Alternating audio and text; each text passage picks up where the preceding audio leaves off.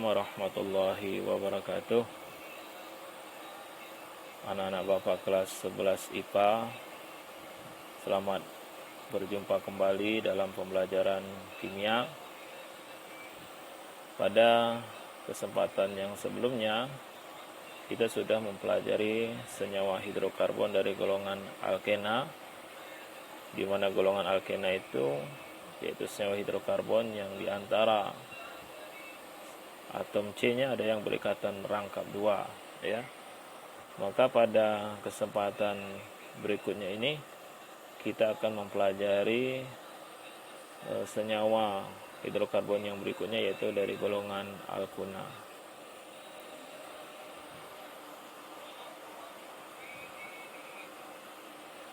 Baik ya. Untuk alkuna, yaitu kita katakan sebagai hidrokarbon alifatik atau rantai terbuka, ya, yang tak jenuh. Seperti yang kita ketahui, ya, dikatakan tak jenuh karena di antara atom C-nya yaitu ada yang berikatan rangkap 3, ya. Jadi berikatan rangkap 3. Nah, ini termasuk daripada golongan hidrokarbon tidak jenuh, sama seperti alkena. Jadi kalau alkena, ya, ada ikatan rangkap 2, maka pada alkuna itu ada ikatan rangkap 3, ya. Kemudian dikatakan juga seandainya di antara atom C-nya itu ikatan rangkap 3-nya itu lebih dari 1, kalau misalnya 2 kita katakan sebagai alkadiuna. Jadi kata di itu merupakan awalan yang menunjukkan 2. Jadi kalau alkadiuna, jadi kalau alkuna itu ada ikatan rangkap 3, maka alkadiuna ada di, berarti ada 2 ikatan rangkap 3-nya di antara atom C-nya, ya. Jadi kalau hanya 1 di sini dikatakan namanya hanya alkenuna, ya, kalau 1. Jadi kalau 2 alkadiuna, ya. Nah, ini kalian perhatikan, ya, untuk beberapa contoh senyawa golongan alkuna, etuna, ya, propuna dan butuna, ya. Itu cuma, ya, akhirannya diubah. Kalau akhiran yang kemarin tuh alkana berakhiran ana, alkena berakhiran ena, maka untuk alkuna ini berakhiran una, ya. Jadi kalau etuna jumlah atom C-nya tetap 2. Kalau etana jumlah atom C-nya juga 2. Etena juga jumlah atom C-nya 2. Cuma yang berbeda sini adalah jumlah atom H-nya. Propuna itu juga propuna. Propuna jumlah atom C-nya tetap 3, ya. Jumlah atom C-nya 3. Ya. Butuna jumlah atom C-nya 4, ya. Nah, tetapi yang berbeda di sini adalah yaitu jumlah atom H-nya. Kemudian yang perlu kalian ingat juga bahwa untuk senyawa alkuna ini ada ikatan, ya, rangkap 3-nya, ya, seperti itu. Baik, berikutnya, ya, untuk rumus umum alkuna ini yang harus kalian perhatikan, ya. Nah, rumus umum alkuna, ya, yaitu, nah, ini dia, ya.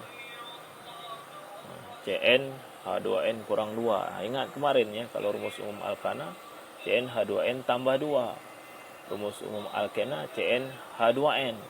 Nah, tetapi kalau untuk rumus umum alkuna itu Cn H2n kurang 2. Jadi kalau alkana kemarin tambah 2, kalau alkuna 2n kurang 2. Ini yang penting rumus umum. Jadi kalau jumlah atom C baik alkana, alkena maupun alkana itu jumlah atom C-nya sama, tetapi jumlah atom H-nya berbeda, ya, mengikuti pola rumus umum. Ya, kalau jumlah atom H untuk alkuna yaitu 2n kurang 2. Nah. Kemudian untuk tata nama. Tata nama ini gampang sekali kalau kita sudah pernah, ya, mempelajari tata nama baik di alkana maupun di alkena, maka di alkuna ngikut saja, ya. Nah, jadi kita tinggal mengganti kalau nih, ya, ana dengan mengganti dengan airan una, ya. Nah, kemudian caranya sama, pemilihan rantai induk, ya. Jadi rantai induk adalah rantai dengan atom C terbanyak yang memiliki ikatan rangkap. Jadi kita harus pandai memilih rantai induknya yang mana, yaitu yang atom C-nya terbanyak, tetapi di dalamnya harus ada ikatan rangkapnya, jangan sampai tidak ada, ya. Kemudian setelah di rantai induk kita nomori. Nah, penomoran, ingat, penomoran itu memprioritaskan ikatan rangkapnya itu mendapatkan nomor sekecil mungkin. Ya, dari mana nomor itu dimulai? Yaitu dari atom C, sehingga nantinya atom C yang berikatan rangkap mendapatkan nomor paling kecil. Ya, itu. Ya. Nah, kemudian cara penulisan namanya sama, ya, seperti penamaan pada alkana. Ya, baik, ini kita lihat contohnya. Ya, nah ini. Nah, rantai induk. Nah, ini kalau kita perhatikan pada contoh yang ini, ya. Sorry.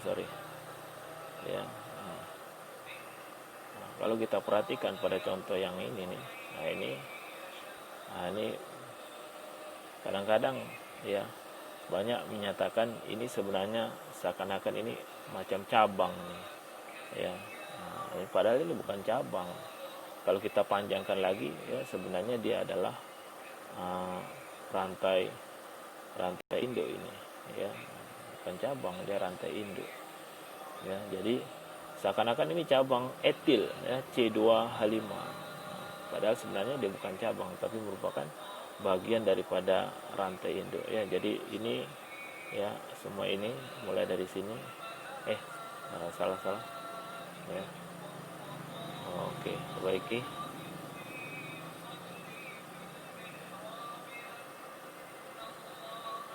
Ya, ulangi, ya. Ya, mulai dari sini. Aduh, ulangi lagi. Ya, mulai dari sini, ya. Nah, ini adalah rantai induknya, ya. Rantai dengan jumlah atom C terbanyak, ya. Nah, jadi di sini rantai atom C terbanyak yang memiliki ikatan rangkapnya. Ini ada ikatan rangkapnya, jangan ditinggal ini, ya.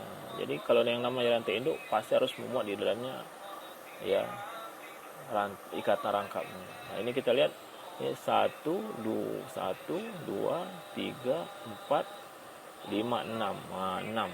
Berarti dia kalau atom C-nya 6, kalau alkananya heksana, karena ini alkuna, maka namanya tidak heksana, tapi kita ganti dengan airan una, heksuna. Jadi rantai induknya adalah heksuna. Nah, jadi kita dapat rantai induknya dulu. Jadi karena atom C-nya ada 6, berarti namanya heksuna, ya. Nah, kemudian, ya, berikutnya lagi penomoran. Nah, penomoran, apakah kita memulai dari atas atau kita mulai dari bawah? Nah, ini dia penting. Kalau kita mulai dari bawah, ya, maka nanti kita akan dapatkan atom C yang berikatan rangkap 3 ini akan mendapatkan nomor yang agak lebih besar, ya. Nah, ini ada 2 atom C di bawah sini, ya, dan 2 atom C di bawah sini. Berarti kalau sini mulai nomornya berarti 1, 2, ini nomor 3, ya, nomor 4, maka nanti ikatan rangkapnya mendapat nomor 4. Jadi kalau kita mulai dari atas, ya, dari sini, maka 1, 2, 3, 4, maka dia atom C yang berikatan rangkap dapat nomor 2. Nah, begitu. Jadi kalau kita mulai dari bawah, nanti dia tidak dapat nomor 2, tapi, ya, ini aja sudah nomor 1 dan nomor 2. Nanti sini nomor 3. Nah, ini nomor 4. Jadi nanti dapat nomor 4. Nah, ya, jadi kita tidak mulai dari situ. Maka kita mulai dari atasnya, ya. Nah, kemudian, ya, nah, ini kita dapatkan ini cabangnya, cabang etil, ya, cabang metil, cabang metil. Nah, kemudian ini adalah rantai induknya, ya. Jadi ada cabang metil maksud saya di atom C nomor 4, maka kita kasih nama 4 metil. Kemudian 2 ini seperti yang dikatakan sini adalah nomor posisi ikatan rangkap, sedangkan nomor 4 itu posisi cabang. Nah, ya. Jadi mudah-mudahan ya penjelasan singkat dengan penamaan tata nama al-kuna ini ya bisa dipahami. Nanti kita lanjut lagi dengan ya contoh soal ya. Nah ini ya, yang perlu kalian ketahui sebenarnya ya, kegunaan daripada senyawa alkuna itu banyak dan akrab bagi kalian ya. Kalau kalian sering main bedil ya, kalian sering main bedil pakai karbit. Jika karbit itu adalah etuna itu, atau asitelina ya. Jadi etuna, jadi gas karbit. Jadi gas karbit itu merupakan ya gas dari asiteluna atau etuna ya. Maaf saya ya, asitilena salah ya, bukan asiteluna, asitilena atau etuna.